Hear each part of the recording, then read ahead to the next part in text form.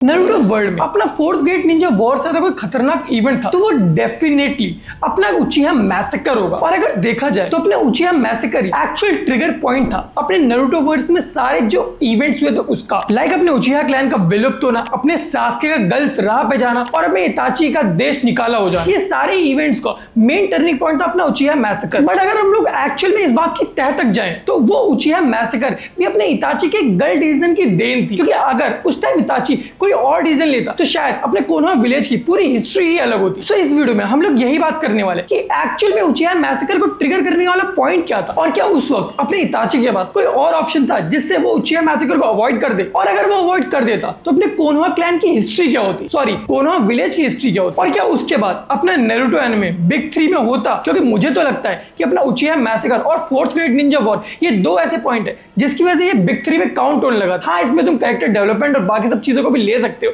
But main trigger point तो यही दोनों इंसिडेंट थे। सो अगर एक्चुअली बात करें तो अपने उचिहा क्लैन को पेलने के लिए उनकी फील्डिंग तो अपने हाशिरामा के टाइम से ही सेट होना शुरू हो गई थी, जब अपने हाशिरामा और मादरा सुबह शाम सिर्फ एक दूसरे की बुस्सी भरने का सोचते रहते थे। और यही सोचते सोचते इनकी राइवलरी सिर्फ अपने हाशिरामा और मादरा तक ना रह के सेंजू क्लैन वर्सेस उचिहा क्लैन तक पहुंच गई थी। बट उसके बाद पता नहीं इनको क्या गांड मस्ती चढ़ी कि इन दोनों ने सब कुछ सुलह करके एक अपना कोनोहा क्लैन को बनाने का सोचा। बट कोनोहा क्लैन बनने के बाद इनकी एक्चुअल राइवलरी शुरू हुई, जहां पे सारी अच्छी पोस्ट दे दी गई बाकी सारे शिनोबीज को, और सारी जो कुत्तों वाली पोस्ट है, बोल तो गार्ड करने वाली पोस्ट है, वो दे दी गई उचिहा क्लैन को। तो जैसे ही अपने उचिहा क्लैन को सारी गवर्नमेंट जॉब मिली, बोल तो कोनोहा की पुलिस की जॉब मिली, तो सारे जो प्राइवेट सेक्टर वाले थे, बोल तो प्राइवेट जॉब वाले जो बाकी सारे शिनोबीज थे, वो लोग इनसे जलने लगे और इन सारे उचिहास को आउटसाइडर समझने लगे। और तभी अपने मादरा को दोबारा से याद आया कि मेरे को तो इन सबको पेलना था और मुझे इस वर्ल्ड में पीस लाना था, और उसे उसी दौरान पता चला अपने कुरुमा के बारे में, प्लस ये भी कि वो अपने मांगेक्यू शारिंगन को यूज करके उसे कंट्रोल कर सकता है। बस फिर क्या था, उसको लगा कि उसके पास कुरमा भी आ गया है और उसके पास परफेक्ट सुसानो भी है, उसके बाद तो वो अपने हाशिरामा को सुअर भर ही देगा।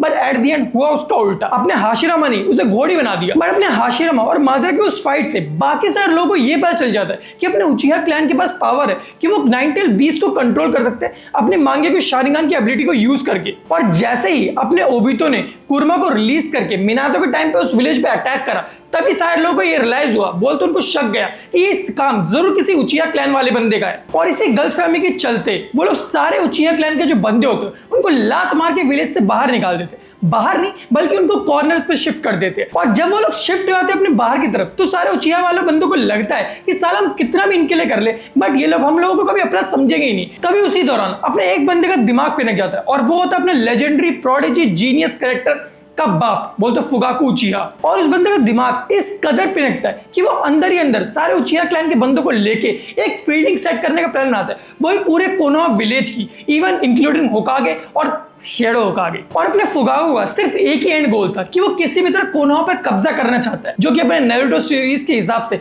बहुत ही गलत गोल है, क्योंकि नारुतो सीरीज में सिर्फ पीसी एक ऐसा गोल है जो सारे विलेंस को कैरी करना पड़ता है, तभी तो इसका प्लान शुरू होने से पहले ही खत्म हो गया। बट जब अपना फुगाकू ये पूरा प्लान बना रहा था तो उस पूरे प्लान के अगेंस्ट में सिर्फ दो ही लोग थे, एक अपना शिशुई और दूसरा अपना इताची उचिहा। और शिशुई ने तो यहां तक की सोच लिया था कि अगर बाय चांस बात बिल्कुल एंड तक पहुंच गई तो वो अपने कोतो मात्सुकोमी को यूज करके अपने फुगाकू का ब्रेन वॉश कर देगा और ये पूरे ही कूप को रोक देगा। बट वो ऐसा कर पाता उससे पहले ही पूरी सीरीज का सबसे खतरनाक विलेन बोल तो दांजो आ गया, और उसने उसी का सुअर भर के उसी के कोतो मात्सुकोमी को चुरा लिया। बट अपने शिशुई के पास दूसरी आंख भी थी जिसमें भी सेम ही एबिलिटी थी, बोल तो कोतो मात्सुकोमी की, जो अपने इताची को देते हुए निपट जाता है, ताकि एट द एंड अगर मैं ये सब ना कर सकूं तो अपने इताची ये चीज करके अपने इस कोनोहा और उचिहा की भसड़ को रोक दे। हाँ, शिशुई के मरने के बाद भी अभी भी कुछ लोगों को लगता है कि शायद अपना शिशुई बोरुटो में वापस आ जाए, बट ऐसा नहीं होने वाला। और अगर बाय चांस वो आ भी गया तो क्या कर लेगा वो, उसकी दोनों आंख तो निकल गई, भाई अंधा होगा वो। और एक्चुअली में इस भसड़ के शुरू से पहले अपने हिरोजन ने बहुत ट्राई करता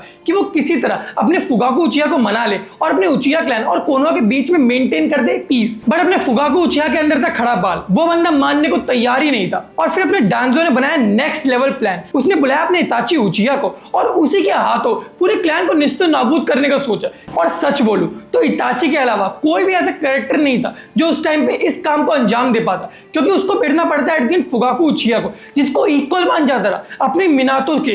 सो फेयर फाइट में अपने फुगाकू को हराना तो लगभग इम्पॉसिबल था, एक्सेप्ट कि खुद लड़ने के लिए अपना मिनातो आ जाता। सो इस काम के लिए सबसे बेस्ट बंदा पूरे विलेज या फिर पूरे नारुतो वर्स में था, वो था अपना इताची उचिहा। और फिर आता है अपने इताची उचिहा की लाइफ का सबसे बड़ा डिसीजन। उसे चुनना था वॉर और अपने क्लैन के बीच में, और उसने यहाँ पर हक दिया। उसने चुना अपने कोनोहा विलेज को, और वो निकल गया आधी रात को कफन बांध के सारे उचिहा क्लैन को निपटाने के लिए। और अपनी इताची ने उस आधी रात को लगभग सभी की गांड तोड़ दी, फिर भले वो बुढ़ा हो, बुढ़िया हो, बच्चा हो, बीवी हो, पति हो, कोई भी उसके सामने आ जाए, वो सभी लोग लथेड़ दिए गए थे। और मात्र कुछ घंटे में उस बंदे ने वहां पे रेडीमेड कब्रिस्तान बना दिया था। और इस पूरे काम को करने वाला सिर्फ अपने इताची नहीं, बल्कि उसके साथ उसका मादरा उचिहा दोस्त भी था, बोलता अपना ओबितो। बट उस मैसेकर को लेके तुम्हारे मन में कभी ना कभी दो सवाल जरूर आए होंगे। पहला, कि आखिरकार अपना ओबितो उस टाइम पे कोनोहा विलेज में कैसे आया, और दूसरा कि अपने ओबितो ने इताची का साथ क्यों दिया उचिहा मैसेकर को एग्जीक्यूट करने में। तो पहले सवाल का जवाब तो बहुत सिंपल है कि उसके पास थी कामुई, जिससे वो कहीं पर भी टेलीपोर्ट हो सकता था। और दूसरे सवाल का जवाब भी बहुत ही सिंपल है। सो अपना ओबितो जब अपने कोनोहा विलेज के अंदर आता है तो अपने इताची उसे फील कर लेता है, जबकि वहां के जितने भी सेंसरी निंजा होते हैं या फिर उनकी सेंसर टेक्निक होती है, वो अपने ओबितो को फील नहीं कर पाती। और जैसे वो अपने ओबितो को फील करता है, वो अपने ओबितो से पूछता है कि वो वहां पे क्यों आया। तो अपना ओबितो बताता है कि उसका भी सिर्फ एक ही सोल पर्पस है कि वो यहाँ पे सारे उचिहा क्लैन वाले बंदों को मारना चाहता है। जिसके अपना इताची बोलता है, ठीक है तुम मेरे इस काम में साथ दो, बट मेरी एक शर्त है, और वो ये है कि तुम सासुके को कुछ नहीं करोगे। सो वो दोनों बनाते हैं अपनी टैग टीम और चल पड़ते हैं अपने उचिहा क्लैन को निस्ता नाबूद करने। सो बेसिकली इस प्लान में अपने ओबितो का काम होता है कि वो जितने भी गार्ड्स होंगे, बोलते उचिहा गार्ड्स होंगे, उन सबको ध्यान भटकाएगा और उन सबको निपटाएगा, बोलते जितने भी स्ट्रॉन्ग ओपोनेंट्स होंगे। और वहीं अपने इताची का काम था कि वो अपने माँ बाप को मारेगा और बाकी जो बुड्ढे बुड्ढे लोग हैं इन सबको निपटा देगा। सो इन लोगों का पूरा प्लान ही बहुत परफेक्टली जा रहा था, तब तक जब तक अपने सासुके ने इताची को नहीं देख लिया था। सो जैसे ही अपने सासुके इताची को देखता है तो अपना इताची उसे भी नहीं बख्शता है, बल्कि उसे अपनी माँ बाप की डेथ लाखों बार दिखाता है उसके दिमाग में, ताकि उसके अंदर हेट्रेड पैदा हो और एट द एंड वो स्ट्रांग बने और इताची से बदला लेने वापस आए। और ये सेम हशर करता है वो अपने इजुमी के साथ, बट वो इजुमी को अच्छी मेमोरीज दिखाता है, यहाँ तक कि वो इजुमी को वो मेमोरीज दिखाया था जो कभी होने ही नहीं वाली थी। बोलते इताची और उसकी शादी आती है, उनके बच्चे आते हैं और बुढ़ापे में चैन से निपट रही है। और उसके बाद अपना आता है नेक्स्ट डे का सीन। बोलते पूरे नारुतो वर्स में एक खबर फैल जाती है कि अपने इताची ने एक पूरे कोनोहा विलेज को डिच करा है और एट द एंड उसने आकात्सुकी को ज्वाइन कर लिया है। बट असली सच सिर्फ 3 लोगों को पता था, एक अपना इताची, हिरुzen और तीसरा अपना दांजो। बट एक्चुअल में उसको ज्वाइन करने का क्या रीजन था वो हम सबको पता है, सिर्फ 2 चीज, एक अपने सासुके की प्रोडक्शन, दूसरा अपने कोनोहा विलेज की प्रोडक्शन। और उसने ये चीज बहुत बार प्रूव भी करी है कि वो कोनोहा और सासुके को कितना पसंद करता रहा। जैसे उसने जिराया के ऊपर अटैक नहीं करता और अपने नारुतो को अपनी कोतो मात्सुकामी भी दी थी,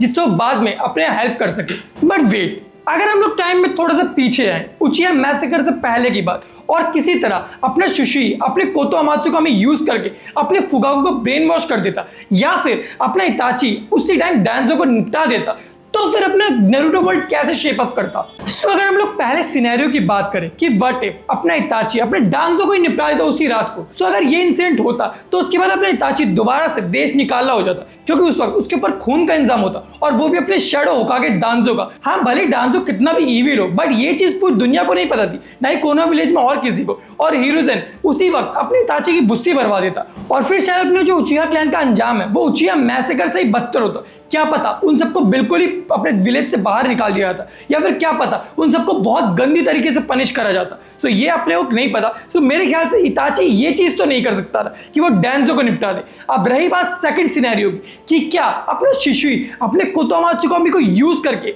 अपने फुगाकू उचिहा को कंट्रोल कर सकता था। सो आई डोंट थिंक सो कि वो फुगाकू अगर कोतो मात्सुकामी में डालता तो अपने फुगाकू उससे बाहर नहीं आ पाता। हाँ भले किसी को पता नहीं चलता और शायद अपने फुगाकू को भी नहीं, बट फुगाकू के अंदर ये सडन चेंजेस देख के बाकी सारे जो उचिहा बंदे हैं उन लोगों को पता चल जाता, और एटलीस्ट अपने सासुके और इताची की माँ मिकोतो को तो पता चल ही जाता, क्योंकि वो भी एक टाइम में जोनिन लेवल की निंजा रह चुकी है। और अपने इताची और शिशुई के अलावा बाकी सारे उचिहा बंदे अपने फुगाकू से एग्री करते थे कि वो कोनोहा विलेज को टेक ओवर करेंगे, और इसी रीजन की वजह से वो शायद अपने फुगाकू को उस गेंजुत्सु से बाहर निकाल देते। और एक बार अगर ऐसा हो जाता तो अपने शिशुई और अपने इताची का सुअर बनना तय था। सो मेरे हिसाब से परफेक्ट सिनेरियो होता कि सारे उचिहा क्लैन वाले मर गए, क्योंकि अगर ऐसा नहीं होता तो अपने किशिमोटो को गू निकल जाता कि सारे उचिहा क्लैन बंदों के लिए पहली बात उसे सबसे पहले उन सबकी मांगे की शारिंगन और शारिंगन डिजाइन करनी पड़ती, जो कि एक अलग हेडेक है। और दूसरी बात उसके बाद उन सबकी उनको एबिलिटी भी सोचनी पड़ती। सो अपने किशिमोटो ने सबसे सिंपल चीज करी कि इस पूरे झमेले को धक्का देते हुए